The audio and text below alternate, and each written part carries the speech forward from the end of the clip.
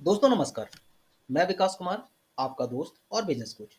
दोस्तों, फ्री व्यापार स्कूल में मैं हमेशा आपको नए नए बिजनेस आइडिया और नए नए बिजनेस टिप्स देता रहता हूँ। दोस्तों, इस बीच मैंने पेट्रोल पंप से रिलेटेड ढेर सारे वीडियोस बनाए हैं, जिनमें ग्रुप को कैसे समझें कि ग्रुप वन क्या है, ग्रुप टू क्या है, ग्रुप थ्री क्या है। और दोस्तों, मैंने national highway authority of India के कुछ रूल जो है, मॉर्थ के जो रूल है, वो सारे मैंने डिस्कस किए थे लास्ट वीडियोज में, जिनका मैंने डिस्क्रिप्शन बॉक्स में लिंक दे दिया है और आई बटन पे भी दे दिया है, आप वहां से देख सकते हैं। दोस्तों, इतना करने के बावजूद भी मेरे पास इतने कॉल्स आ रहे हैं, इतने मैसेजेस आ रहे हैं, वो सिर्फ एक क्वेश्चन के लिए आ रहे हैं कि ग्रुप वन, ग्रुप टू और ग्रुप थ्री में अभी हमारे कुछ व्यूअर्स जो है डिफरेंस नहीं समझ पा रहे हैं दोस्तों। और ऐसा हो रहा है कि वो लीज डीड बनवाने के बाद भी ग्रुप टू में अप्लाई करना चाह रहे हैं। मतलब ये बात तो वही हो गई दोस्तों कि आप जो है एक फर्स्ट क्लास की टिकट लेके आप स्लीपर में और जनरल में जाने की बात कर रहे हैं, जब आपके पास लीज डीड है, किसी थर्ड पर्सन से आपने बनवाया है, तो आप दोस्तों उनके इक्विवेलेंट हैं, जिनके पास अपनी जमीन है। उनके पास भी जमीन है और आपके भी आसपास भी जमीन है। वो उनकी अपनी फैमिली की जमीन है और आपकी अपनी लीज डीड की जमीन है। मतलब आपने लीज करवाया हुआ है।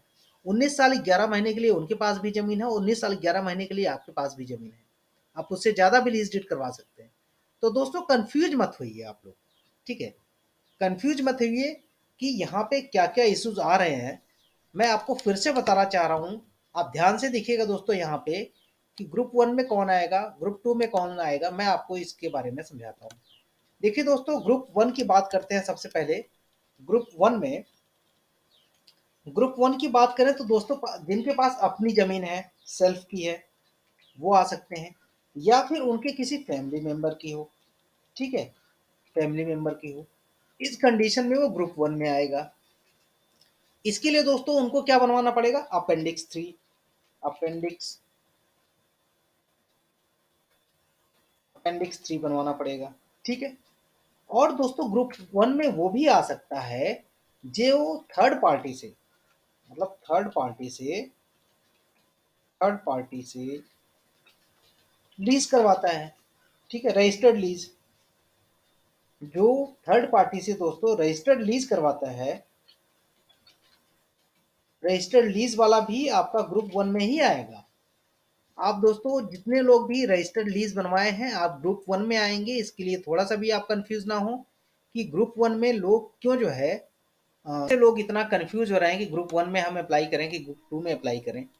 तो दोस्तों, इसका आपको डिफरेंस थोड़ा सा समझना पड़ेगा, आपको जानना पड़ेगा क्या इश्यूज हैं, क्या प्रॉब्लम है, आप क्यों परेशान हैं कि ग्रुप वन में, ग्रुप टू में, ग्रुप थ्री में क्यों परेशान है दोस्तों। आपको हम फिर से बताते हैं कि दोस्तों ग्रुप वन में वो आएगा जिसकी अपनी फैमिली सेल्फ की जमीन है, अपनी सेल्फ हो, या फिर दोस्तों फैमिली की जमीन हो, ठीक है, फैमिली की हो, वो आएगा ग्रुप वन में। वो क्या बनवाएगा? Appendix three बनवाएगा।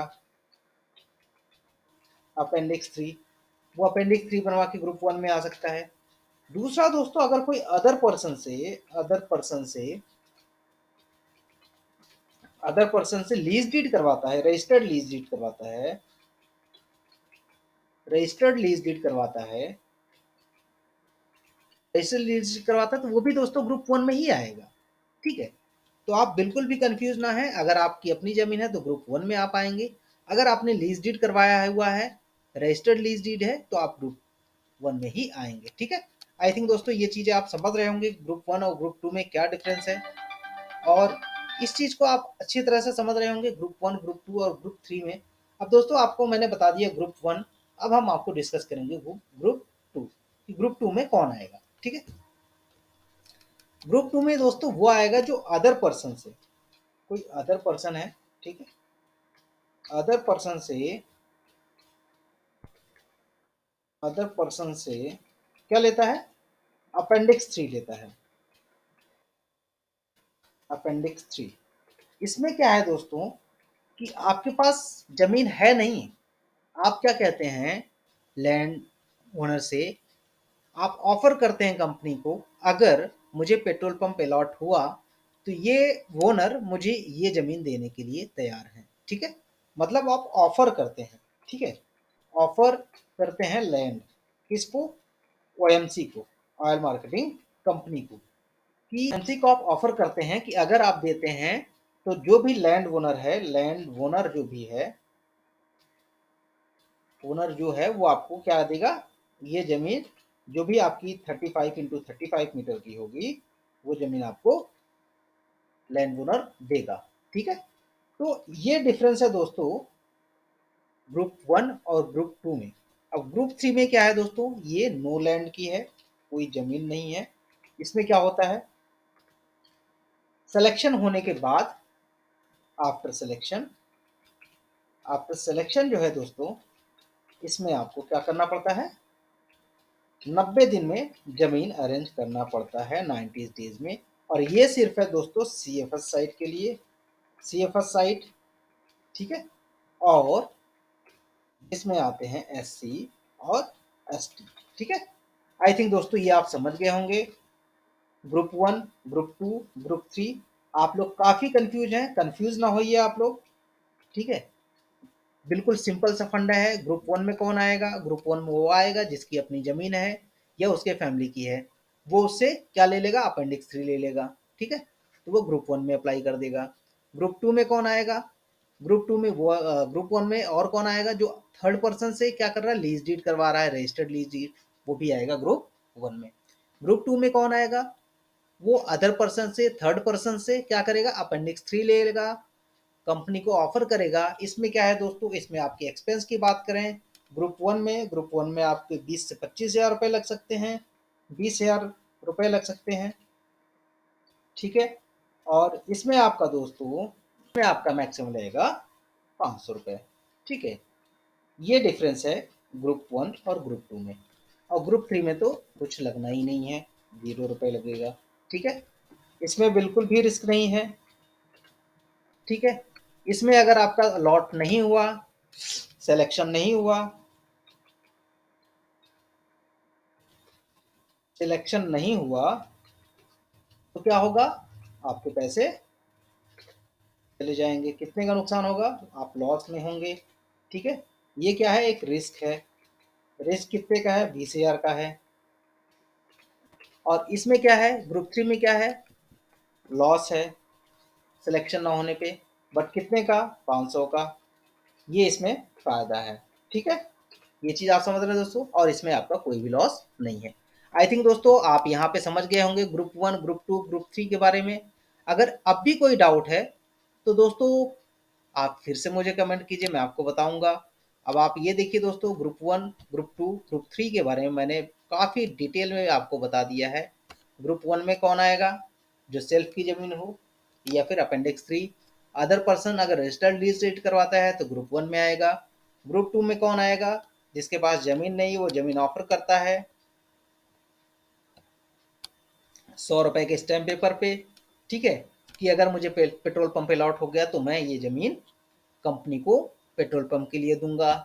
तीसरा क्या है ग्रुप 3 में, ग्रुप 3 में अगर आपका अलॉटमेंट हो गया, सिलेक्शन हो गया, इस कंडीशन में आपको 90 दिन में वो ज़मीन अरेंज करनी पड़ेगी। ये तीनों में डिफरेंस आपको समझ में आ गया दोस्तों।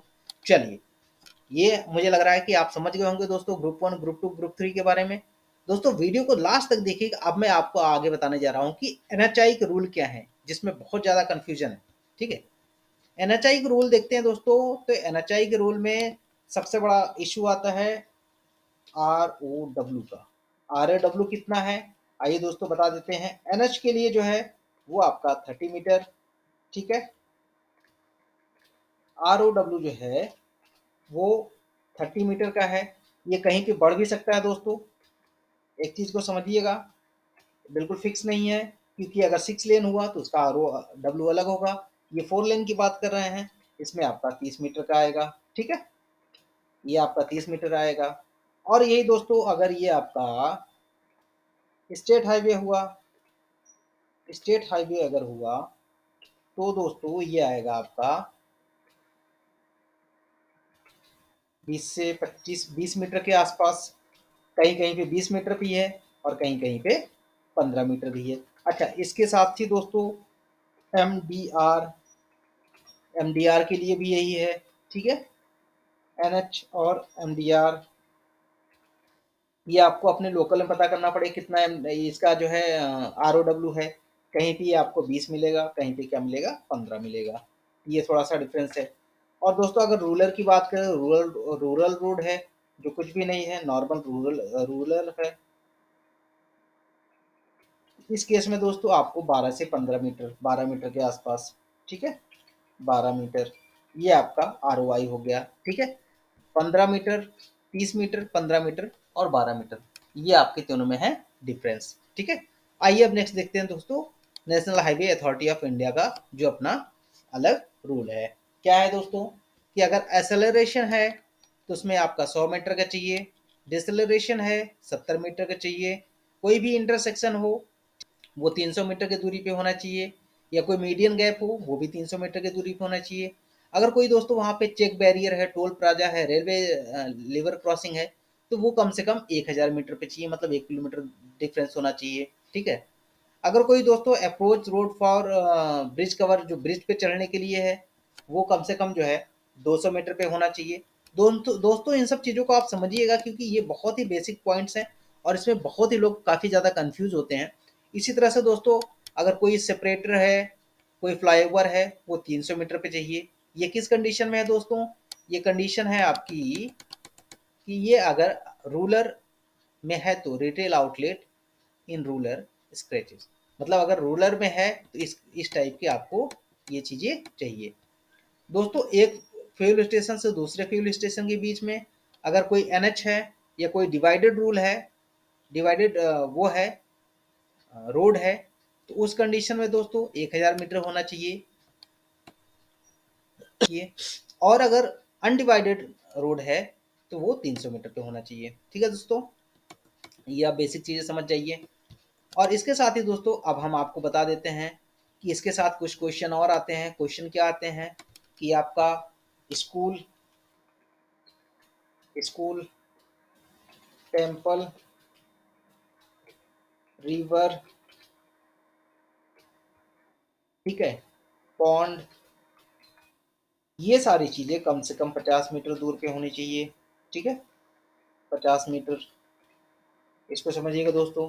School, temple, river, pond, river, जो आपका रिवर का एक चीज़ और बता दें, रिवर ही नहीं, रिवर को जो फ्लड एरिया का पानी आता है, रिवर का जो फ्लड का पानी आता है, फ्लड फ्लड वाटर जहाँ तक आता है दोस्तों, वहाँ से 50 मीटर होना चाहिए। फ्लड वाटर के इंड से, फ्लड वाटर इंड जहाँ पे हो रहा है वहाँ से 50 मीटर होना चाहिए।